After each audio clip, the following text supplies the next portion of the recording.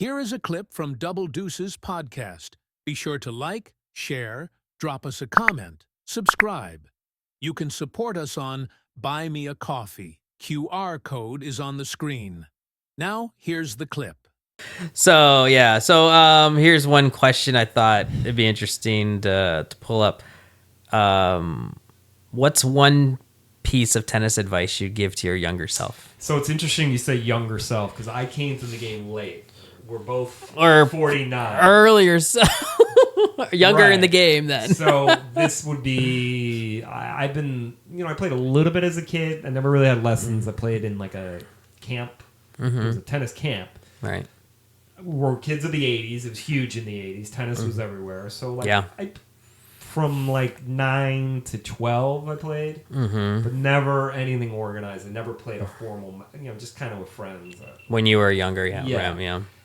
But I did know how to hit a topspin forehand. Anyway, so I moved to Florida 11 years ago, and I got into tennis, I would say 9 years ago.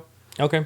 So this is just a constant thing with life for me and tennis is chill out. I get all upset at myself and things aren't going my way, or just some days you're just not going to have it. And sometimes it just comes and goes, game per set and stuff like that. And I used to always think that I should be playing at my top level. And I didn't realize hey, we all go through different levels. We're not pros. And then I think maybe just watching the pros, and then you think you should make every shot. So I should be able to hit that line. Right. So it's like Sinner just did on the sideline. Kind of going for less, expecting less, and then having the kind of breath work routine type of stuff. I don't always do it, but when I remember to do it, that always helps. So I guess chill out, dude. You're not that good.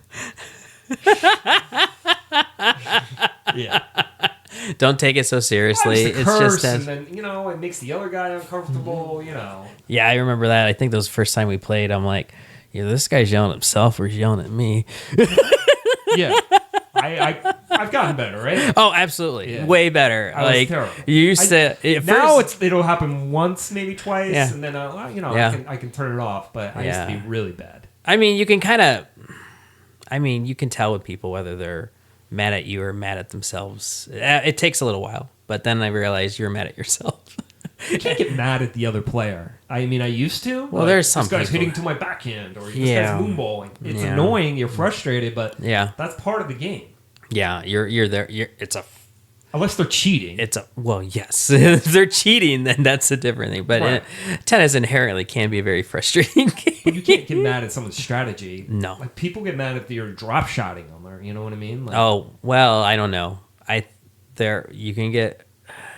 You're right. It's not their fault, but when you get a bunch of freaking lobs, moonballers, you get a little. I think it's worse than doubles. It's not that fun. It's not fun. You just got to be like, okay, now I got to grind and take it early and then come to the net. And they're just hitting higher and higher just to, for no reason. You could have hit a ground stroke. That's what happened in our match. It was working. I got frustrated. I was yelling a little bit, but yeah. So that would be my advice. What about you? Maybe learn my one-handed backhand a little sooner in life, or maybe I don't know. Yeah, maybe get a little better at my one-handed backhand a little sooner. I never took it seriously. I mean, I had a two-handed backhand most of my life, and then I only played a one-handed backhand because I was playing with a group of people who weren't good, and it's the only way I could slow the ball down.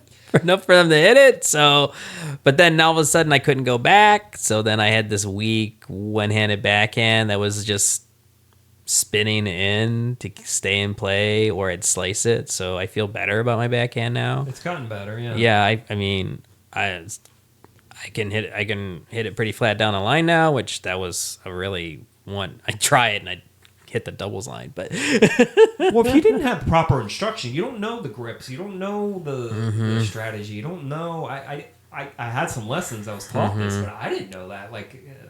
starting play. And then the other thing that I try to really reinforce is kind of loose grip. Oh, loose grip is huge. Yeah, the loose wrist. Yeah, I definitely muscle it, what they say, and yeah, you want to have your legs really doing a lot of the work, and your core and that whole that Patrick whoosh.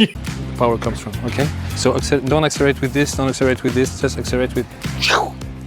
Just a whoosh. But you want your shoulder and everything and your grip to be light. Yeah, easier power. But yeah. You easier don't said than done. You don't want to muscle the tennis ball. That's Right. That's like, and that's what I did. and yeah. Right.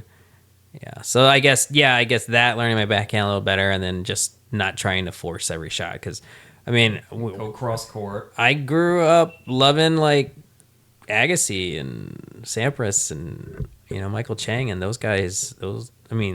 They're great to look up to, but those guys rip the ball. It's fun to rip it, and it's fun to go for everything and hit it as hard as you can. But you're not gonna win that way. No, You gotta hit, especially the rally balls. Yeah. Like 80%. Yeah, you need well, that's something too. You need a rally ball. Yeah. You can't just have hard shots, and you need to be able to vary, and you need variety.